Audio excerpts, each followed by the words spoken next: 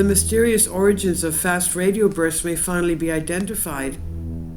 From all over the sky, the universe is hurling mysterious signals. We don't really know what they are or what's making them, but a new analysis of where they are coming from gives us clues about the sources of the strange emissions we call fast radio bursts, FRBs. Led by astronomer Kriti Sarma of the California Institute of Technology, an international team conducted a census and determined that FRBs are more likely to come from galaxies with relatively young star populations. This is somewhat expected. What the researchers did not expect was that those galaxies were more likely to be quite large, with large numbers of stars, which are actually pretty rare. This suggests that there might be something unusual about the way FRBs are generated. We already have some pretty good ideas about what FRBs are. First, a description. They're very powerful but very brief emissions of radio light that last from fractions of a millisecond to several seconds. They come from all across the sky. Their source is millions to billions of light years away. Often seems to flash once and never again. And this makes them impossible to predict and difficult to trace, but we're getting there, better at detecting with wide view surveillance and better at locating their host galaxies as well. As for what they are, we're homing in on that too. Spoiler, it's not aliens. Rather, the first FRB detected right here in the Milky Way back in 2020 was traced to a magnetar, a type of neutron star that has a magnetic field 1,000 times more powerful than any ordinary neutron stars. The push-pull interaction between the magnetic field and the object's gravity can create starquakes that send radio light flashes across the sky. Not all FRBs behave the same, so it's possible that there is more than one kind of source. Narrowing down where those sources sit tells us something about the environmental conditions that are most likely to produce them, which in turn allows us to make inferences about what they are. Sharma and her colleagues collected observations using a radio interferometer called the Deep Synoptic Array in a new effort to detect FRBs and localize them. They're carefully studied and properties of 30 FRBs host galaxies and determined that the radio bursts typically emerge from galaxies with populations of young stars. This is not surprising if FRB progenitors are magnetars.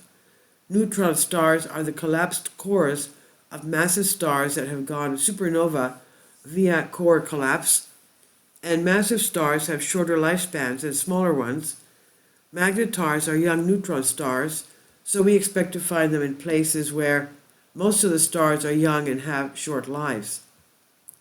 Although some FRBs have previously been detected in populations of old stars and now in low-mass galaxies, the team's analysis shows that the most common progenitors by far are high-mass galaxies with young stars. This suggests that massive young stellar environments are important for the formation of FRB progenitors. If they were not, we'd see a broader distribution across galaxy types. Why this might be is unknown, but the researchers believe that the metallicity of these massive star-forming galaxies might play a role. Massive galaxies typically have a much higher metal content than lower mass counterparts and tend to make heavier stars as well. But there's another problem. Core collapse supernovae take place at a rate similar to the rate of star formation in the universe.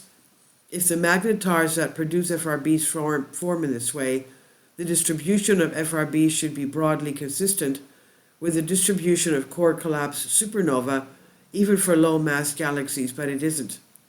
This suggests that magnetars that form via core collapse are not the main FRB progenitor.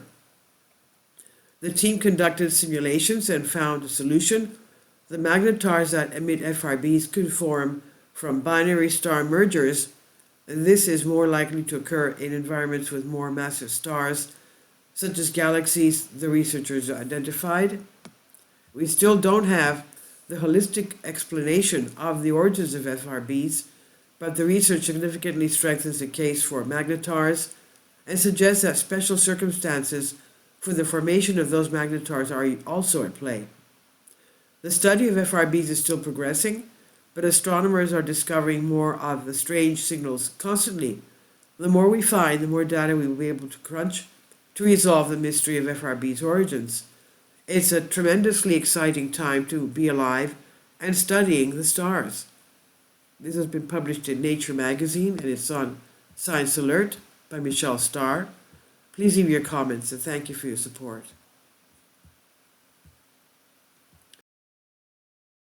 Support my Patreon account.